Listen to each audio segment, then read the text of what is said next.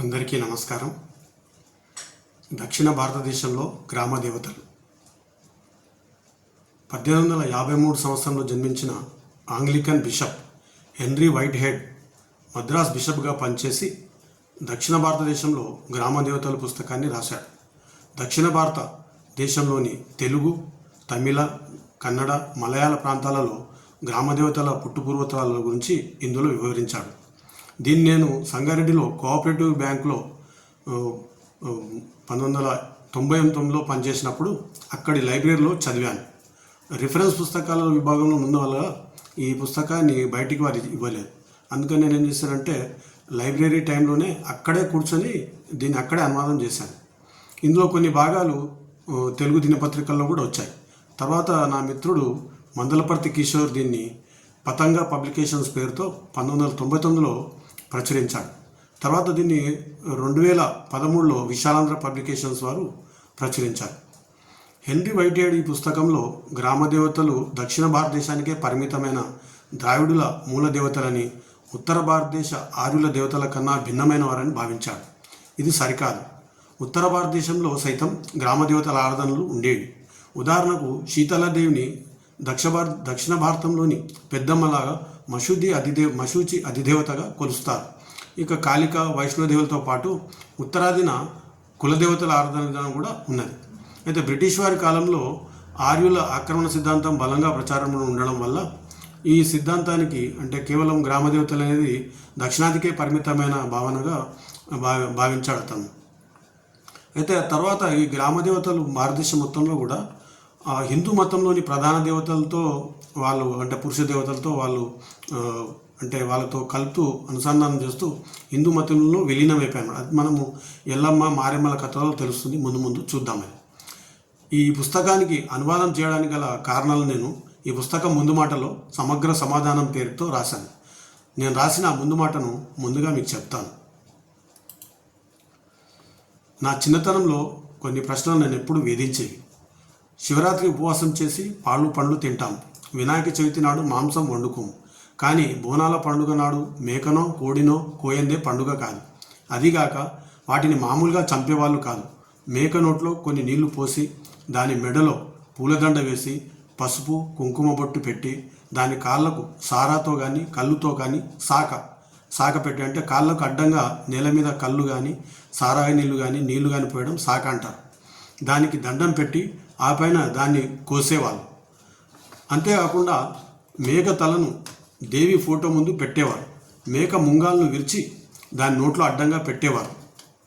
మిగతా దేవుళ్ళ పూజల్లో కొబ్బరికాయలు, పూలు, పండ్లు మాత్రమే సమర్పించేవారు.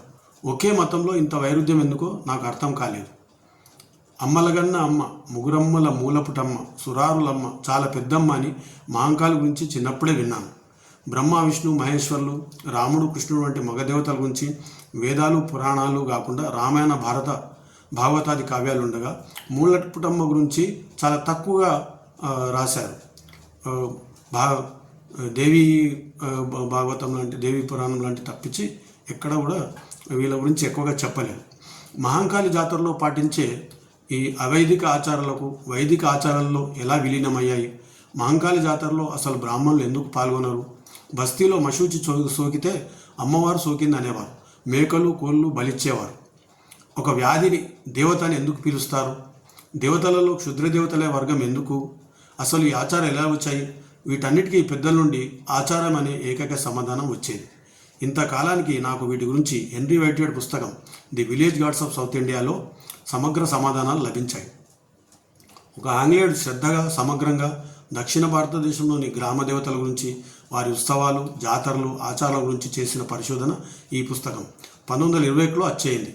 అమెరికన్ రెడ్ ఇండియన్ల ఆచారాల గురించి, సుమేరియన్, అస్సీరియన్ల గురించి, హరప్పా, మొహంజదారో ప్రజల సంస్కృతి గురించి తెలిసినంతగా మన గ్రామీణ జీవితంలో భాగమైన గ్రామదేవతల ఆచారాలు, సాంప్రదాయాల గురించి తెలుగు వాళ్ళు ఎందుకు ఆసక్తి చూపించలేదు? మన వేమనను మనమే ఇతరుల చేత పరిచయం చేయించుకోవడం, మన భాషకు వేరొకరు నిఘంటువు తేయడం, మన ఆచారాలకు వేరెవరి చేతున అర్థాలు చెప్పించుకోవడం తెలుగు వాళ్ళ దౌర్భాగ్యం కాబోలు. అనేక సొల్లు విషయాల మీద డాక్టరేట్ పొందాలనుకునే వారికి ఇటువంటి పరిశోధనలను కనువిప్పు కలిగిస్తే మంచిది. ఈ పుస్తకం గురించి మిత్రులతో చర్చిస్తే ఇది తెలుగులో వస్తే బాగుంటుంది, ఆ పని నువ్వే చేరాదా అన్నారు. పాత్రికేయ వృత్తి వదిలి 7 సంవత్సరాలు అయింది. అంటే ఈ 1996 సంవత్సరానికి ముందు 7 సంవత్సరాలు అయిందనమాట. అప్పటికి నేను బ్యాంకులో జాయిన్. అలవాటు తప్పింది కదా అని అనుకున్నాను. కానీ తెలుగు వాళ్ళ సాంస్కృతిక పునాదుల గురించి పరిచయం చేయాలనే ఉద్దేశంతో ఈ అనువాదాన్ని పూర్తి చేశాను. ఈ పుస్తకం చదివితే మనలో ఇంకా కొందరిలో ఉండే మిథ్యా అన్నవత్య భావన పోతుందని హామీ ఇస్తున్నాను. ప్రపంచానికి నాగరికత చేర్పింది భారతీయులే అనేది ఒక మిథ్యా అన్నవత్య భావన. మన దగ్గర కూడా ఆదిలో మనుషులను బలి ఇచ్చే ఆచారాలు, జంతువుల పచ్చినెత్తురు తాగే ఆచారాలు ఉండేవని, ప్రపంచంలో మిగతా ప్రాంతాలలో ఎంత అనాగరికంగా ఉండేవారో మనం కూడా అంతే అనాగరిక దశ నుండి ఎదిగామని తెలుసుకుంటాం. గ్రామదేవతల ఆరాధన విధానం, మత, నైతిక, సామాజిక ప్రభావాలు అన్న అధ్యాయంలో వైట్ హెడ్ సామాజిక శాస్త్రవేత్తగా కాకుండా మామూలు క్రిస్టియన్ బిషప్ లాగా కొన్ని వ్యాఖ్యలు చేశాడు.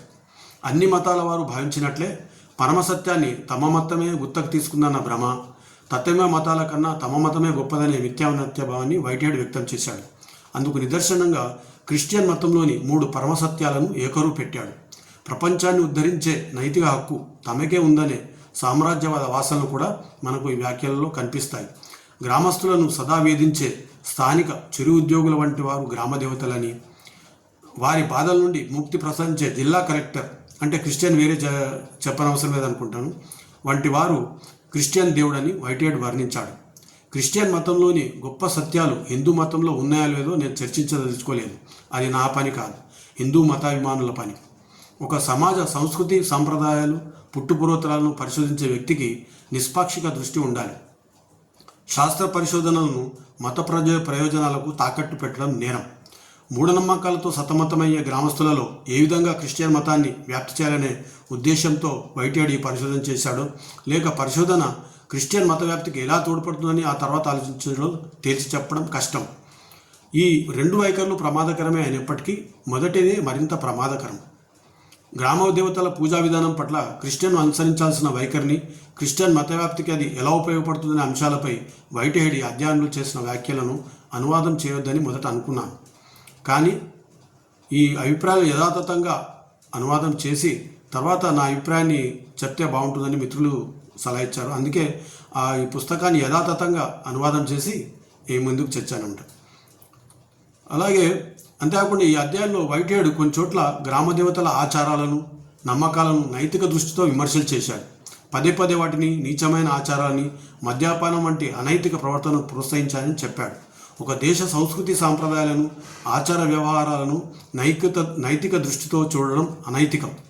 ఆ సాంప్రదాయాలు, ఆచారాలు, నమ్మకాలు ఏ చారిత్రక దశలో పుట్టాయో, ఏ విధంగా పరిణామం చెందాయో హేతుబద్ధంగా వివరించడమే సామాజిక శాస్త్రవేత్త పని. ఒక చారిత్రక దశలో ఆచారాలు మరింత అభివృద్ధి చెందిన మరో చారిత్రక దశలో అర్థాన్ని కోల్పోయి పలికిమాలిన వ్యర్థ ఆచారాలుగా, మూఢనమ్మకాలుగా మారిపోతాయి. అంతేగాని వాటిని నైతిక ప్రమాణాలతో కొలవడం సరికాదు. నైతిక విలువలు కూడా శాశ్వతమైనవి కావు. అవి కూడా ఒక్కొక్క చారిత్రక దశలో ఒక్కొక్క విధంగా మారిపోతాయి. అమెరికాలో హోమోసెక్షువల్ పట్ల మిలిటరీలో సైతం వివక్ష చూపరాదని చట్టం చేశారు. పాశ్చాత్య దేశాల్లో ఇంతటి నైతిక పతనం వస్తుందని వైట్ హెడ్ ఊహించి ఉంటాడా? ఏది నైతిక ప్రవర్తన, ఏది సహజ ప్రవర్తన అనేది కాలాన్ని బట్టి, సమాజాన్ని బట్టి మారిపోతుంది. ఇది గుర్తించకుండా సోమర్సెట్ మామ్ కథలోని the trembling of leaf Christian మిషనరీల వైట్ హెడ్ కొన్ని వ్యాఖ్యలు చేశాడు. క్రిస్టియన్ మిషనరీలు పాసిఫిక్ ద్వీపాలకు వెళ్ళకముందు అక్కడ ప్రజలు ప్రకృతి సహజమైన ఆచారాలు పాటించేవారు. విపరీతంగా ఉక్కబోసే అక్కడి సముద్ర వాతావరణానికి అనుకూలంగా స్త్రీ పురుషులు నడుము చుట్టూ ఒకే వస్త్రాన్ని కట్టుకునేవారు. నాట్యం చేయడం వారి నిత్య జీవితంలో ఒక భాగం, వారి ఊపిరి. ప్రతి ఉత్సవాలలో వారు నాట్యం చేసేవారు. చాలాసార్లు ఏ సందర్భం లేకపోయినా ఊరికే తోచినప్పుడు నాట్యం చేసేవారు. వారి వైవాహిక సంబంధాలు కూడా సహజ సిద్ధంగా ఉండేవి. నచ్చితే కలిసి ఉండేవారు, లేకపోతే విడిపోయేవారు. ఇటువంటి పరిస్థితులలో అక్కడికి వచ్చిన క్రిస్టియన్ మిషనరీలు తమ మతాన్ని ఎలా వ్యాప్తి చేయాలో తెలియక తికమక పడ్డారు. అర్ధనగ్నంగా తిరగడం, కలిసి ఉండడం, నాట్యం చేయడం ఇవన్నీ కూడా తప్పు అని వాళ్ళకి ఎలా చేయాలో అర్థం కాక తికమక పడ్డారు. క్రిస్టియన్ మిషనరీ తమ మతాన్ని తెలియక ఈ ఇష్టం వచ్చినట్టు నాచు స్వేచ్ఛగా తిరగడం పాపమనే భావం, అనైతిక ప్రవర్తన అన్న భావం వీరిలో ఏ కోశాన లేకపోవడం ఆ మిషనరీని కలతపరిచింది. చివరికి ఆ మిషనరీ క్రిస్టియన్ మత వ్యాప్తిలో విజయం సాధించాడు. అది ఎలాగంటే ముందుగా తాము చేస్తున్న ప్రతి పని అనైతికము, పాపం అనే భావన అక్కడి ప్రజలలో కలిగించాడు. వారు దుస్తులు నిండుగా ధరించకపోవడం పాపమన్నాడు. వారు నాట్యం చేయడం పాపమన్నాడు. తాను అనడమే కాకుండా వారు కూడా తనలాగే అనుకునేలా చేశాడు. ఇది ఎలా సాధ్యమైందనుకున్నారు? వారు పాపం చేస్తున్నారని తాను అనుకునే ప్రతి పనికి వారిపై జరిమానా విధించాడు. జరిమానాల ద్వారానే తాము పాపం చేశామన్న భావన వారిలో ఉదయించిందని ఆ మిషనరీ అంటాడు. సోమర్సెట్ మామ్ కథని ఎందుకు వివరించానో మీకు అర్థమయ్యే ఉంటుంది. ఒక దేశ సంస్కృతి సాంప్రదాయాల పరిశోధనలో నైతిక దృష్టి పనికిరాదని చెప్పడమే నా ఉద్దేశం. ఈ విధంగా నేను దీనికి రాసిన ముందు మాట, పుస్తకం ఎందుకు అనువాదం చేశానో చెప్పడానికి ఈ ముందు మాట నేను రాశాను. ఈ ముందు మాట కూడా చాలా మంచి అందరి నుంచి ప్రతిస్పందన వచ్చింది, ముందు మాటకు సంబంధించి కూడా. అయితే ఈ గ్రామ దేవతలు ఎలా ఉద్భవించాలని దాని గురించి హెన్రీ వైట్ఫీల్డ్ తన పుస్తకంలో చాలా విస్తారంగా వివరించాడనమాట. బహుశా మనిషి వ్యవసాయ తెగలుగా స్థిర నివాసం ఏర్పరచుకుంటున్న సమయంలో ఈ గ్రామ దేవతలు ఆవిర్భవించి ఉంటారు. అంటే ఎలాగైతే కుటుంబం వంశంగా, వంశం తెగగా, తెగ దేశంగా, దేశం మహాసామ్రాజ్యంగా పరివర్తన చెందిందో అలాగే కుటుంబ దేవత కూడా సహజంగానే సామ్రాజ్య దేవతగా ఎదిగింది. అంటే అట్లాగే కుటుంబ దేవతలు, తెగ దేవతలు, అట్లాగే మొత్తము అక్కడున్న గ్రామ దేవతల నుంచి తర్వాత ఉన్నతమైన స్థానానికి దేవతల పరిణామం చెందిందని వైట్హెడ్ చెప్పాడనమాట. అంటే ఇక్కడ ప్రజల్లో ప్రపంచానికి సంబంధించిన సమగ్ర తాత్విక చింతన అంతగా అభివృద్ధి చెందాలి గ్రామాల్లో కానీ తెగలలో కానీ. కాబట్టి సాదాసీదాగా ఉండే గ్రామ సమస్యలు, స్థానిక సమస్యలకి ప్రాధాన్యం ఉండడం వల్ల వీళ్ళు గ్రామ జీవితానికి సంబంధించిన దైనందిన సమస్యలు, నిజాలకు మాత్రమే వీరు కారణాలు, సమాధానాలు వెతికేవారు. అందుకే వీరి మతం గ్రామ దేవతల మీద విశ్వాసం, నాటు సర్వాత్మవాదాన్ని, ఎనిమిజంని దాటి ఎదగలేదని అంటాడనమాట. అలాగే ఇప్పుడు మనం పిలుస్తున్న హిందూ మతం అనేది అత్యంత సునిశ్చిత నిగూఢ తాత్విక దర్శనాలను మొదలుకొని ఆదిమ ఆటవిక తతంగాలు, విశ్వాసాల వరకు గల అన్ని రకాల మత విశ్వాసాల కలగుర గంపగా మారిందని వైట్హెడ్ వ్యాఖ్యానించాడనమాట. అయితే గ్రామ దేవతల లక్షణాలు ఎలా ఉంటాయో చాలా అతను పరిశోధన చేసి చెప్పాడు. అవి ఏంటో మనం తెలుసుకుందాం అనమాట. గ్రామ దేవతల గుడులు ఇతర బ్రాహ్మణ దేవతల ఆలయాలంతా ఆర్భాటంగా గొప్పగా ఉండవు. సాధారణంగా అవి 3-4 అడుగుల ఎత్తుగా చిన్న కట్టడంగాను, మధ్యలో ఏ ఆకారం లేని గరుకు రాళ్లతో చుట్టూ వలయాకారంగా ఒక చిన్న కట్టడంగాను, చాలా తరచుగా అసలు ఎలాంటి కట్టడాలు లేకుండానూ ఉంటాయి. కానీ గ్రామంలో ఎప్పుడైతే విపత్తులు వస్తాయో, ఎప్పుడైతే పంటలకు తెగుళ్ళు, చీడలు, అనావృష్టి, పశువులకు రోగాలు, మనుషులకు భయంకర అంటువ్యాధులు వస్తాయో అప్పుడు ప్రజలు తప్పనిసరిగా గ్రామదేవతనే తమ దిక్కుగా భావిస్తారు. శివకేశవులు గౌరవప్రదమైన దేవతలే కావచ్చు, కానీ ప్రకృతి వైపరీత్యాల నుండి రక్షణకు గ్రామీణుల సుఖ సంతోషాలతో ప్రత్యక్ష సన్నిహిత సంబంధం గల గ్రామదేవతలనే కొలుస్తారు.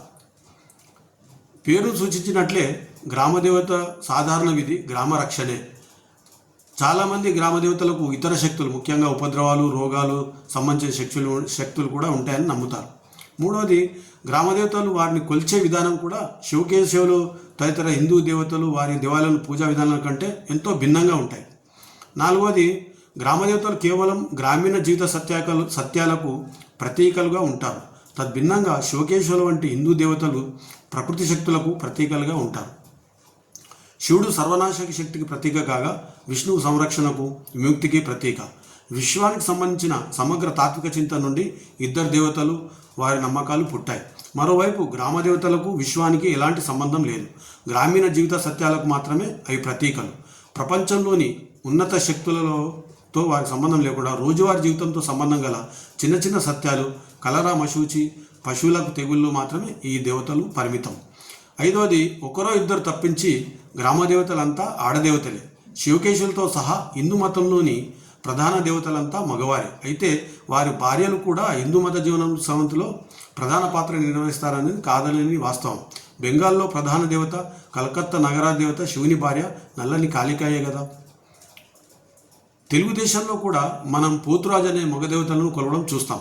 అతన్ని కొన్నిసార్లు గ్రామ దేవతలకు అన్నగానో, కొన్ని చోట్ల భర్తగానో, మరి కొన్ని చోట్ల ప్రాంతాల్లో కేవలం మృత్యునిగానో ద్వితీయ స్థానంలో మాత్రమే చూస్తాం. అతనికి ఒక్కరికే ఒక గుడి ప్రత్యేకంగా కట్టిన దాఖలాలు లేవు. కానీ అతనికే ప్రత్యేకంగా బలులు సమర్పించిన దృష్టాంతాలు కానీ నాకు ఎక్కడా కనిపించలేదు అంటాడు వైట్ హెడ్. గ్రామదేవతలతో పాటు అతనికి కూడా పూజలు చేస్తారు. ఆరోది గ్రామదేవతలను సర్వసాధారణంగాను విధిగాను జంతుబల ద్వారా కొలుస్తారు. దున్నపోతులు, మేకలు, గొర్రెలు, పందులు, కోళ్ళు తదితర జంతువులను తప్పనిసరిగా గ్రామదేవతలకు బలిస్తారు. కొన్నిసార్లు బలుల సంఖ్య వేలలో ఉంటుంది. తమిళ దేశంలో బ్రాహ్మణ ప్రాబల్యం వల్ల గ్రామంలో రక్తం చిందించడం దేశము మతాచార వ్యతిరేకమైన భావం పెరిగి గ్రామదేవత తతంగాల్లో మార్పులు వచ్చాయి. 7 గ్రామదేవతల కొలువులో పూజారులు ఇతర తతంగాలు నిర్వహించే పూజారులు ఇతర హిందూ దేవాలయాల మాదిరిగా కాకుండా విధిగా బ్రాహ్మణేతరులే ఉంటారు. వారు సాధారణంగా నిమ్న కులాల వారికి, వెనుకబడిన కులాలకు చెందిన వారే ఉంటారు. అయితే కొన్ని దేవాలయాల్లో బ్రాహ్మణ పూజారులు కూడా గ్రామదేవతలకు పూజ చేసినట్లు వైట్ హెడ్ కనుగొన్నాడు. అది విషయం చెప్పాడు పుస్తకంలో. అలాగే 8వది ఏంటంటే గ్రామదేవతలే కాకుండా దక్షిణ భారత గ్రామాలలో అసంఖ్యాక ఆడ మగ శక్తులను కొలుస్తారు. ఆదిమ ద్రవిడ మతాచారమైన చనిపోయిన పితరులను, పూర్వజులను కొలవడం నేటికి దక్షిణ భారతదేశంలో అన్ని గ్రామాల్లో మనకు కనిపిస్తుంది. స్త్రీ పురుష బాలబాలిక తేడా లేకుండా అకస్మాత్తుగా చనిపోయిన వారు, ఘోరమైన హింసకు బలైన వారు, అకాల మృత్యు వాత పడ్డవారు, చివరకు తమ క్రూర హింస చోర నేర ప్రవృత్తికి ఖ్యాతి గడించిన వారు సైతం మరణానంతరం దేవతలుగా వెలిశారు. 9వది గ్రామస్తులు కొలిచే దేవతలలో వీరే కాక గ్రామ పొలిమేరకు సంబంధించిన రాయి, చెట్లు, అడవులు, నదీ శక్తులు, ఒక కులం వారు మాత్రమే పూజించే కులదేవతలు ఉంటారు. 10వది సర్పాలను, ముఖ్యంగా నాగసర్పాలను పూజించడం దక్షిణ భారతదేశంలో అన్ని గ్రామాల్లో సాధారణంగా కనిపించే దృశ్యమే. అనేక పట్టణాలలో, గ్రామాల్లో చెట్టు కింద పెద్ద పెద్ద రాళ్లపై నాగసర్పం చెక్కడాలు, ముఖ్యంగా ఒకదానికొకటి పెనగవేసుకుపోయిన నాగుపాముల జంట చెక్కడాలు కనిపిస్తాయి. సంతానం కోరే స్త్రీలు ఎక్కువగా నాగపూజ చేస్తారు. ఈ విషయాన్ని చెప్పినప్పుడు మనం ఇంకో విషయం గుర్తించాలి. ఈ నాగుపాముల పూజ అనేది మొత్తం యావత్ భారతదేశంలో ఉన్నది. దీనికి సంబంధించి మనము చాలా విషయాలు తెలుసుకున్నాము. కల్హనూరు రాజతరంగంలో కానీ, నాగమత పురాణంలో కానీ దీనికి సంబంధించినవి చాలా ఉన్నాయి. అయితే కేవలం దక్షిణ భారతదేశాన్ని మాత్రం చూసినందుకు ఈ బిషప్ మిషనరీ అయినటువంటి వైట్ హెడ్కు ఈ విషయాలు తెలియకపోవడం సహజం. అలాగే ఎన్ని రకాల ఈ గ్రామ దేవతలున్నో రకరకాల వాళ్ళ పేర్లని కొన్నింటిని వైట్ హెడ్ పేర్కొన్నాడు. ముత్యాలమ్మ, చిన్నింటమ్మ, చల్లాలమ్మ అంటే చల్లదేవత, గంటాలమ్మ గంటల దేవత, వ్యాపారమ్మ అంటే వ్యాపార దేవత, మామిళ్ళమ్మ, గంగమ్మ అంటే నీటి దేవత. ఈ పేర్లను బట్టి ఆ దేవతల లక్షణాలు, విధులు తెలిసిపోతుంటాయి అన్నమాట. అలాగే మచిలీపట్నంలో ఉన్నటువంటి కొన్ని గ్రామ దేవతలు, గ్రామాలను బట్టి వచ్చిన గ్రామ దేవతల పేరు కూడా చెప్పాడు. అద్దంకమ్మ అంటే అద్దంకి దేవత, పందిళ్ళమ్మ పందిలి గ్రామ దేవత, వనమాలమ్మ ఉద్యానవన దేవత, బళ్ళమ్మ అంటే బండి దేవత, సీతాలమ్మ నీటి దేవత. అట్లాగే ఏలూరులో ఉన్న ప్రధాన గ్రామదేవత చెప్పుకుంటూ గంగమ్మ అంటే విష్ణు భార్య మహాలక్ష్మి కూడా పిలుస్తారేమని, చామలమ్మ అంటే శ్యామలకు శివుని భార్య శ్యామలకు ప్రతిభ చామలమ్మ, పోలేరమ్మ అంటే పొలిమేర దేవత, ఈమె కలరా తదితర భయంకర వ్యాధుల అధిదేవతగా అంకాలమ్మను కూడా పూజిస్తారన్నమాట. అట్లాగే కడప జిల్లాలో సాధారణ పెద్దమ్మ చిన్నమ్మని పిలుస్తారు. అంటే గంగమ్మ వీళ్ళు ఏంటంటే వచ్చే మశూచి లాంటి ఇటువంటి వచ్చే వాటికి వీళ్ళు అధిదేవతలుగా వాళ్ళు భావిస్తారన్నమాట. గ్రామదేవతల్లో మహాకాళి పేరు ఒక్కటే మనకు వేదాలలో కనిపిస్తుంది. విశ్వంలోని అష్టశక్తులలో ఆమె ఒకతే. ఆమె గురించి ఒక కథ ప్రచారం ఉంది. మహిషాసుర మర్దినిగా ఆమెని కొలుస్తారు అని ఆ మహిషాసుర మర్దిని కథను వైట్ హెడ్ ఇక్కడ పేర్కొన్నాడు. అంటే గ్రామదేవతల లక్షణాలు కూడా చెప్పాడనమాట. ఈ లక్షణాలు చెప్తున్నప్పుడు ఆయన ఏమనంటే మహాకాళిని నూకాలమ్మ మరో అవతారంగా భావిస్తారు. ఆమె కూడా ఉగ్ర స్వభావం గలదని, కలరా వ్యాధి సోకడానికి ప్రధాన కారణమని భావిస్తారు. ఆమె స్వభావానికి తగ్గట్టే ఆమె ఉగ్ర మహాకాళి అని, వీర మహాకాళి అని పిలుస్తారు. ఉగ్ర స్వభావానికి ప్రతీక అయిన మరో దేవత అంకాలమ్మను కోయంబత్తూరులో ఎక్కువగా పూజిస్తారు. అష్టశక్తులను పూజించే వారికి అన్ని సుఖాలు కలుగుతాయని, వారి పూజించని వారికి ఈ అంకాలమ్మ నాశనం చేస్తుందని నమ్ముతారు. శాంతమెరుగని ఈ దేవత కోపానికి ఆహుతి కాకుండా ఉండేందుకు ప్రజలు తప్పనిసరిగా ఆమెను పూజిస్తారు. అలాగే కామాక్షమ్మ అనే మరో దేవత పేరు తగ్గట్టే ఆమె చాలా శాంతమైనది. అంటే సాధారణంగా గ్రామ దేవతలందరూ భయంకరమైన వాళ్ళు కోపిస్తులు అంటారు, కానీ కామాక్షమ్మ పేరు చాలా స్వాంతము దయాస్వభావం గల గ్రామ దేవత అని చెప్తారన్నమాట. అలాగే దయాస్వభావం మరో గ్రామత పేరు దురౌపతమ్మ, అంటే ద్రౌపది పేరు నుంచి వచ్చింది ఇది దురౌపతమ్మ. ఇక తీసుకున్నట్లే గ్రామదేవతల పూజా విధానం కూడా చాలా వైవిధ్యభరితంగా ఉంటుందన్నమాట. అంటే మిగతా హిందూ మతంలోని వైదిక ఆచారాలకు భిన్నంగా ఉంటుంది. ఒక ఉదాహరణను మనం చూద్దాము. తెలుగు ప్రాంతాల్లో జరిగే గ్రామదేవతల ఆచార విధానం ఎట్లా ఉంటుందో చాలా వివరంగా వైట్ హెడ్ వర్ణించాడు. మనం చూద్దాం. ఉత్సవం నాడు దున్నపోతు మీద పసుపు నీళ్ళు చల్లి దాని మెడలో వేపాకులు హారం వేసి దాని కొమ్ములకు వేపమండలు అలంకరిస్తారు. మధ్యాహ్నం దీన్ని మేళతాళాలతో గ్రామంలో ఊరేగిస్తారు. మాల, మాదిగ తదితర అస్పృశ్య కులాల వారే ఊరేగింపులో ప్రధాన పాత్ర నిర్వహిస్తూ దున్నపోతును ఇంటింటికి తిప్పుతారు. ఊరేగింపుకు ముందు డప్పు వాయిస్తూ మాదిగ కులస్తుడు అమ్మవారికి బలిచ్చే దున్న వచ్చిందని దండోరా వేస్తాడు. అప్పుడు గ్రామస్తులు వచ్చి దున్న కాళ్ళపై అడ్డంగా సాక అంటే నీరు పోసి దున్నపోతుకు దండం పెడతాడు. మాల మాదిగలకు అన్నదానం చేస్తారు. రాత్రి 8 గంటలకు కానీ ఊరేగింపు ముగియదు. అప్పుడు దున్నపోతును ఊరిలో బహిరంగ ప్రదేశంలో వెదురు కర్రలు, వస్త్రాలతో తయారు చేసిన పందిరిలో ఒక కొయ్యకు కడతారు. రాత్రి 10 గంటల ప్రాంతంలో ఊరి జనం ఆ పందిరి వద్దకు గుమికూడుతారు. తర్వాత వారు అమ్మవారి విగ్రహాన్ని తయారు చేసిన కుమ్మరింటికి మేళతాళాలతో ఊరేగింపుగా వెళ్తారు. కుమ్మరింటిలో నేల మీద 2.5 కుంచాల బియ్యాన్ని పోసి దానిపై అమ్మవారి బొమ్మను పెడతారు. ఆ బొమ్మకు కొత్త చీర, నగలు పెడతారు. అక్కడ ఉన్న వాళ్ళంతా అమ్మవారిని పూజిస్తారు. తర్వాత ఒక గొర్రెను తెచ్చి ఒక్క వేటున దాని తల నరికి చిందిన రక్తాన్ని అమ్మవారి బొమ్మ మీద చల్లుతారు. ఈ రక్తాభిషేకం తర్వాత కుమ్మరి ఆ బొమ్మను బయటికి తీసుకెళ్లి చాకలికి ఇస్తాడు. చాకలి దాన్ని దున్నకు కట్టిన పందిరి వద్దకు ఊరేగింపుతో పాటు తెస్తాడు. దుష్టశక్తులను తరిమివేయడానికి ఊరేగింపులో జనం కర్రలు, కత్తులు విన్యాసాలు చేస్తారు. నిమ్మకాయలను 2 ముక్కలుగా కోసి ఆకాశంలో విసురుతారు. బంగారు వన్నెగల నిమ్మకాయల ముక్కలను ఆశపూతులైన దుష్టశక్తులు ఎత్తుకుపోతాయని, అందువల్ల అమ్మవారి విగ్రహాన్ని మోస్తున్న వ్యక్తులపై నుండి వాటి దృష్టి మరలించడానికి వీలవుతుందని భావిస్తారు. విగ్రహాన్ని పందిరిలో పెట్టిన తర్వాత మళ్ళీ ఒకసారి జనం ఊరేగింపుగా గౌడ కులస్తుని ఇంటికి వెళ్తారు. గౌడ ఇంట్లో ఒక మట్టి కుండలో అన్నం వండుతారు. పసుపు కుంకుమలు పూసిన కల్లుకుండ, సారసీసాల ముందు ఈ అన్నం కుండను నైవేద్యంగా పెడతారు. వాటికి ఒక గొర్రెను బలిస్తారు. గౌడ కులస్తుడు సారసీసాకు, కల్లుకుండకు పూజలు చేస్తాడు. గ్రామాధికారి అతనికి ఒక కుంచెడు 8 వంతుల నైవేద్యాన్ని ఇస్తాడన్నమాట. అట్లాగే కల్లుకుండకు పూజలు చేస్తారు. గ్రామాధికారి అతని కుంచెల్లో 8 వంతుల బియ్యాన్ని 8 వంతుల బియ్యాన్ని చోళం అంటారు అన్నమాట. అంటే పసుపు, నిమ్మకాయ రసంతో చేసిన పులిహోర వంటి ఆహారం. 8 వంతులను 4 గణాలను రుసుమి చెల్లిస్తాడు. అప్పుడు అతను సారాసీసా, కల్లుకుండ, అన్నం కుండలను ఎత్తుకొని ఊరేగింపులో పెద్దమ్మ పందిరి వద్దకు తెస్తాడు. మరో ఊరేగింపు గ్రామ పటేల్ రెడ్డి ఇంటికి వెళ్తుంది. రెడ్డి ఇంటి నుండి ఒక గొర్రె పిల్లను, ఒక పెద్ద కుండలో అన్నం, తీపి వంటకాలను తీసుకువస్తారు. పెద్దమ్మ విగ్రహం ముందు నేల మీద వేపాకులు పరిచి దానిపై గ్రామ పటేల్ ఇంటి నుండి తెచ్చిన అన్నాన్ని నైవేద్యం సమర్పిస్తారు. దానికి సమీపంలోనే గ్రామస్తులందరి దగ్గర నుండి సమకూర్చిన 100 నుండి 300 కుంచాల అన్నాన్ని పెద్దమ్మకు సమర్పిస్తారు. ఇవన్నీ కూడా ముందు జరగబోయే మహాబలికి ప్రారంభ తతంగాలు మాత్రమే. మొదట గొర్రెపిల్ల మెడను ఒక్క వేటున తెగనరికి పెద్దమ్మకు బలిస్తారు. గ్రామస్తులు సమర్పించిన అన్నం కుప్ప మీద గొర్రె తలను ఊరి చాకలి ఒక్క వేటుతో నరికి బలిస్తారు. గొర్రె మెడ నుండి కారిన రక్తం అన్నం లోపలికి ఇంకుతుంది. తర్వాత ఆ మేకపిల్లను అడ్డంగా నరికి ఒక భాగాన్ని అన్నం కుప్ప మీద వేస్తారు. మరో సగభాగం అస్పృశ్యులైన ఆసాది కులస్తులకు ఇస్తారు. అప్పుడు ఆసాదులు పెద్దమ్మకు స్తోత్రపాఠాలు పాడతారు. ఈ స్తోత్రపాఠాలు మధ్య మాదిగ కులస్తుడు దున్నపోతు గొంతు కోసి పెద్దమ్మకు బలిస్తాడు. చిందిన రక్తంపై నీళ్లు చల్లి తర్వాత ఒక్క చుక్క కూడా మిగలకుండా మొత్తం రక్తాన్ని మట్టి కుండలోకి ఎత్తుతాడు. ఒక రక్తపు బిందువుని కూడా ఇక్కడ నుండి పొరుగు గ్రామస్తులు దొంగిలించుకోపోతే బలిఫలం ఆ గ్రామానికే చెందుతుందని విశ్వసిస్తారు. అందుకే ఒక్క రక్తపు చుక్క కూడా నేల మీద మిగిల్చారు. తర్వాత దున్నపోతు పేగుల దగ్గర నుండి కొవ్వును తీసి కళ్ళు, ముక్కు కనిపించకుండా దాని ముఖంపై కప్పివేస్తారు. దాని కుడి ముంగాలను సగం వరకు నరికి దాని నోట్లో అడ్డంగా పెడతారు.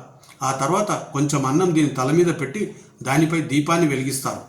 ఆరిపోకుండా ఉత్సవం పొడవునా దానిలో నూనె పోసి వెలిగిస్తూనే ఉంటారు. దున్నపోతు కుడికాలను దాని నోట్లో అడ్డంగా ఎందుకు పెడతారో నేను ఊహించలేకపోయాను. దీని గురించి గ్రామస్తులను అడిగితే ఇది ఆచారం, అన్ని చోట్ల ఇలాగే చేస్తారు కాబట్టి చేస్తామని వాళ్ళు చెప్పారన్నమాట. జంతు బలుల్లో ఈ ఆచారం అనాదిగా కొనసాగుతూ ఉండవచ్చని తోస్తుంది. దీంతో బలితత్వంగా ముగుస్తుంది. దీనివల్ల ముఖ్యంగా రక్తాభిషేకం పెద్దమ్మ సంతృప్తి చెందుతుందని గ్రామస్తులు భావిస్తారు.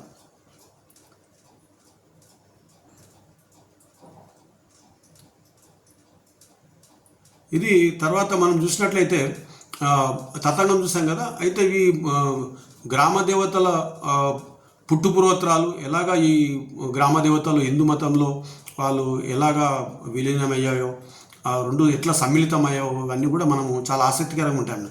దీనికి ఒక ప్రత్యక్ష ఉదాహరణ ఏంటంటే మారెమ్మ అలాగే ఎల్లమ్మల కథ చాలా ప్రచురంలో ఉన్నది. ఈ మహాకాళి గురించి అయితే మనకు దేవి భాగవతం దాంట్లో ఉంటుంది. అదే విషయాన్ని వైటెడ్ కూడా ఇందులో ఇంకా విస్తారంగా చెప్పాడు. ఈ మారెమ్మది ఏంటంటే మనకు తెలుసు కథ ప్రకారం ఏంటంటే జమదగ్ని భార్య మారమ్మ అని చెప్తారు నేను. అయితే ఈమె సంతానమే విష్ణువతారం పరశురాముడు.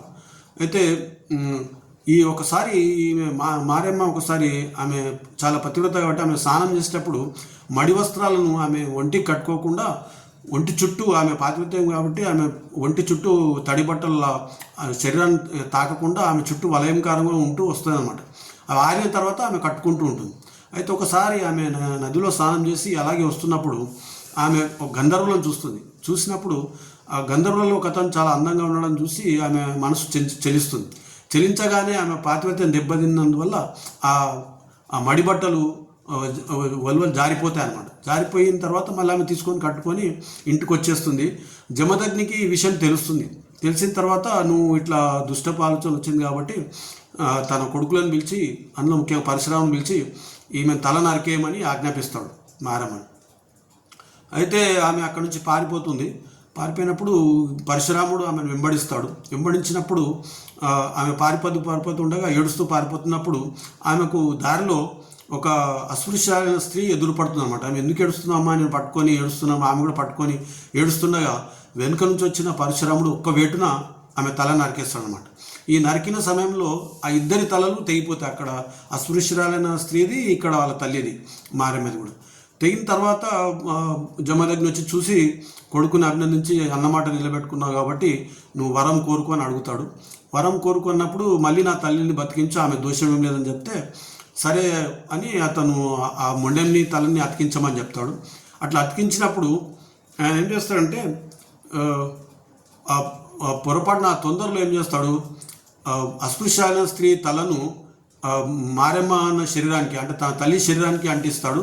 అలాగే ఈ తలని అంటే ఆ అస్పృశ్యాల స్త్రీ తలను మారెమ్మ తలను అస్పృశ్యాల శరీరానికి అంటిస్తాడమంటే అటు ఇటు మారుస్తాడన్నమాట. మార్చిన తర్వాత ప్రార్థిస్తే ఇద్దరికి కూడా ప్రాణం వస్తుంది.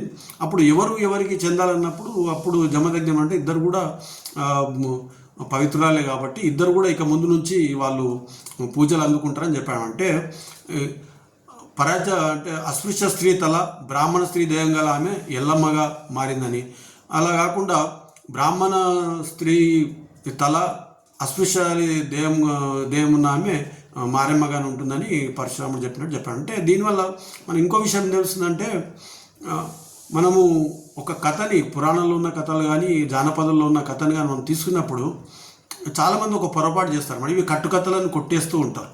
దీనికి సంబంధించి ఒక ముఖ్యమైన పరిశోధన చేసిన అతడు జోసెఫ్ కాంపెల్ అని ఉన్నాడు. ఆయన ఈ అన్ని మతాలని తులనాత్మకంగా పరిశోధన చేసిన గొప్ప పరిశోధకుడు. ఆయన ఏమనంటే ఈ జానపద కథల్లో కానీ పౌరాణిక కథల్లో కానీ చాలామంది చేసే పొరపాటు ఏంటంటే ఆస్తికులు కానీ నాస్తికులు కానీ చేసేదంటే ఇందులో ఉన్న కథల్లో ఉన్న వాటిని అక్షర సత్యాలు అనుకుంటారు ఇద్దరు కూడా. కాబట్టి వాటిని ప్రతీకలుగా గుర్తించినందువల్ల రెండు రకాల పొరపాట్లు వస్తాయి. ఈ కథల్లో ఉన్న వాటిని ప్రతీకలుగా తీసుకోకుండా అక్షర సత్యాలు అన్నందుకు ఈ ఆస్తికులు ఏమంటారు, వాటిని గుడ్డిగా ఇది కరెక్టు, ఇదే కరెక్టు, ఇలాగే జరిగిందని నమ్ముతారు, అట్లాగే ఉంటుంది అని అనుకుంటారు. అట్లాగే నాస్తికులు కానీ లేకపోతే వాళ్ళని చూస్తారు, ఈ కథల్లో ఉన్న వాటిని ప్రతీకలుగా తీసుకోకుండా అవి అక్షర సత్యాలు అనుకొని ఇది జరగదు, ఇది అహేతుకం కాబట్టి ఇవన్నీ కట్టుకథలను కొట్టేస్తారన్నమాట. కాబట్టి ప్రతీకలు అంటే రెండు పరస్పర విరుద్ధమైన ఆచారాలు తతంగాలు ఉన్న వాటిని సమ్మిళితం చేయడానికి సాంప్రదాయబద్ధంగా వాళ్ళని ఒకరినొకరు గౌరవించుకొని సమ్మిశ్రం చేయడానికి ఈ జానపద కథలు కానీ పౌరాణిక కథలు కానీ ఉపయోగపడ్డాయని మనం దీనివల్ల తెలుస్తుంది అన్నమాట. కాబట్టి ఈ మన చారిత్రక మూలాలను, మన సాంప్రదాయాలను, మన గ్రామదేవతలని మా గురించి మనం తెలుసుకోవడం చాలా అవసరం. దాన్ని ఒక తులనాత్మకంగా ఒక హేతుబద్ధంగా ఆలోచించి తెలుసుకుంటే మన మూలాల గురించి, మన సాంస్కృతిక మూలాల గురించి మనం తెలుసుకున్న వాళ్ళం అవుతాం.